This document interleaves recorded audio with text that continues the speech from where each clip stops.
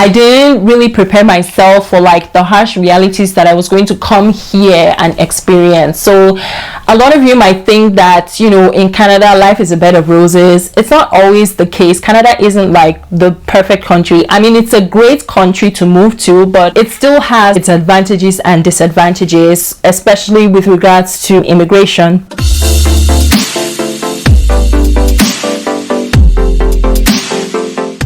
Hi guys, welcome to my channel. Thank you so much for joining me again today. My name is Nikki. So for today's video, I wanted to share some of my struggles of being a new immigrant in Canada. I always kind of praise Canada, but it was never a bed of roses. I had to learn from experiences. So one of the first struggles for me with respect to being a new immigrant in Canada is the weather. Everybody knows that Canada is cold. I came from a tropical country where it's hot most of the time and we're closer to the equator, and then I moved to a temperate region that is always cold for at least 6 months in a year, and it's closer to the pole. Of course, there was definitely going to be changes in terms of acclimatizing myself to the weather. However, I don't think anybody really prepared me for what greeted me when I came into Canada. My aunt told me that it's cold, but then she didn't really like explain or say anything about the intensity of the cold. Before I came to Canada, I bought 2 sweaters, very thick sweaters, and then my sister gave me some jackets, and I thought I was going to be fine. But the cold actually hit me right from when I landed in Vancouver. Normally back home in Nigeria, the coldest the weather can ever go during the Harmattan season is 10 degrees, 12 degrees, 15 degrees, and that's about as cold as it gets. However, when I first touched down in Canada, the cold really hit me, so I was always feeling cold. When I touched down at the airport, the temperature was, if I remember correctly, it was 25 degrees or thereabout. It was around 25 degrees, but for some reason I was just feeling cold. Like it felt like it was less than 10 degrees, and I just couldn't explain why. I guess it's because my body has been so used to hot weather, and then coming here and seeing cold weather, there's kind of like a shift somewhere.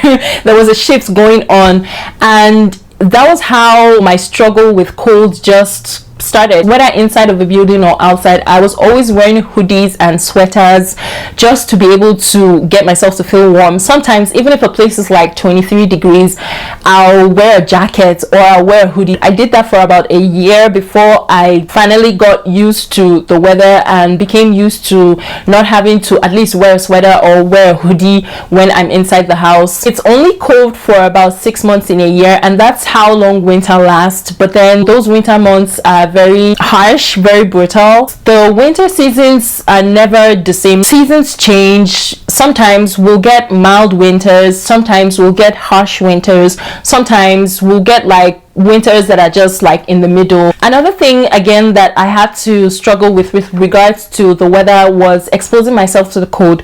For 2.5 years, I was constantly and consistently exposing myself to the cold, especially with public transport. So I wasn't driving then at the time, so if I wanted to go out, I would have to walk, just because I was kind of living on the edge of the city, and if I wanted to go anywhere, it's kind of a long distance for me, so I would have to do a lot of walking. Sometimes I would trek for about 20, 30, 45 minutes in the snow just to get to the bus station or just to get to where I was going. So that period of constantly exposing myself to the cold affected me a lot, because now I have been diagnosed with airway hypersensitivity and I just cannot tolerate the cold anymore. When the temperature is in the negative, I can just not tolerate the cold. I can't stay outside in the cold for too long, otherwise I'll start wheezing and coughing and I'll find it very difficult to breathe. Part of the problem was just that constant exposure to cold, and I know that you might be thinking, why didn't you pile up on your clothing or wear like warm clothing and stuff? I did. I would wear like, so if I have like this blouse on, I would wear a sweater on top, then I would wear a winter jacket that's at the waist length, and then I would wear a longer winter jacket.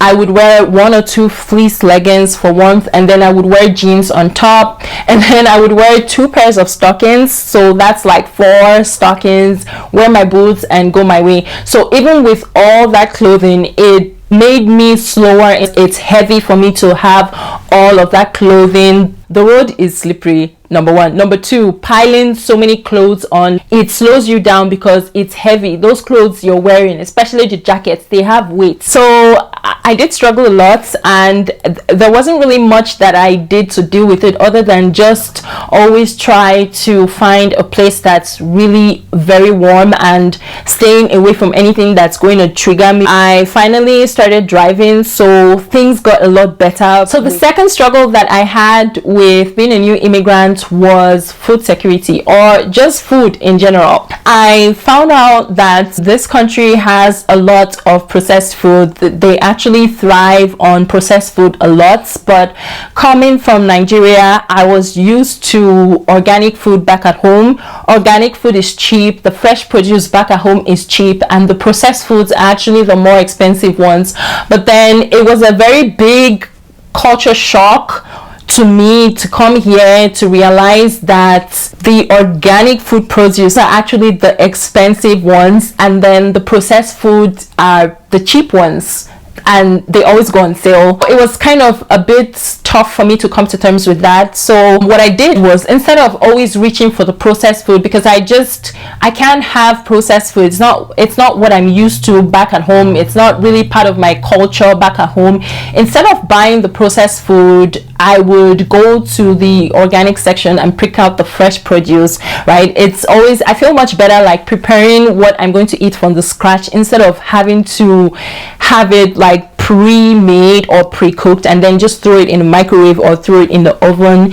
I don't know the conditions in which that food was pre-cooked, so it's just safer and it's healthier for me to just go for the fresh produce. Regardless of the fact that organic food is expensive, I'll still get it anyway. I'll still get it and make, because I just don't want to eat processed food. The third struggle that I've had with being a new immigrant is social isolation. I haven't found anybody who has moved to Canada that hasn't experienced loneliness at one point in time or the other in their lives, no matter how busy that person was.